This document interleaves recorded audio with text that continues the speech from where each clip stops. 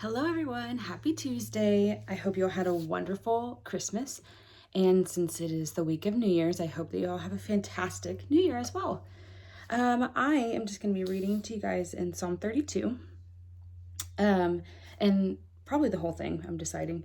But the headline of Psalm 32 says the joy of forgiveness. And joy is such an interesting concept to me because I think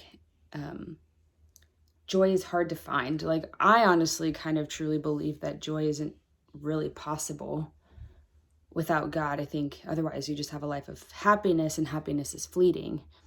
But God offers joy like nobody or nothing else can. And I love this concept of like finding joy in being forgiven. I love that. And so I'm just going to read it for you guys. Okay, it says, "How joyful is the one whose transgression is forgiven, whose sin is covered.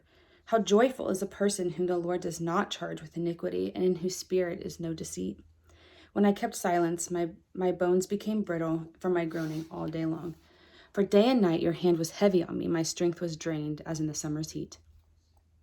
Then I acknowledged my sin to you, and I did not conceal my iniquity. I said, I will confess my transgressions to the Lord, and you forgave the guilt of my sin.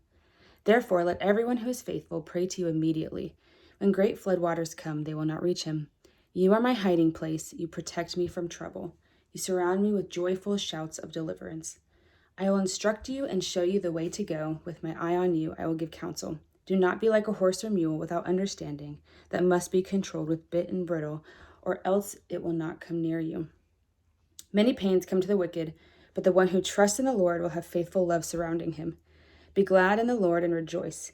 You righteous ones, shout for joy, all you upright in heart." So I love how many times they say the word joy in here. But the imagery here like makes me think of a parent and a child relationship, like the parent who finds such joy in being able to forgive the child, and the child who feels such joy at being forgiven and in not having punishment that we might deserve.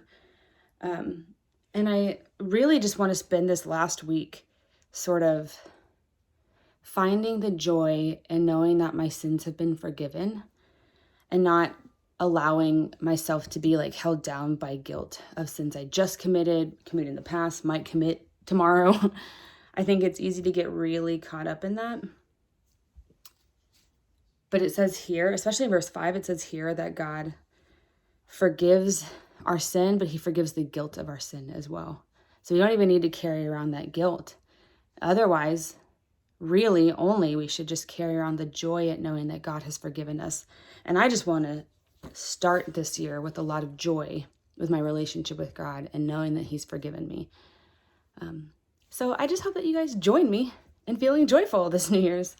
But I love you guys. Thanks.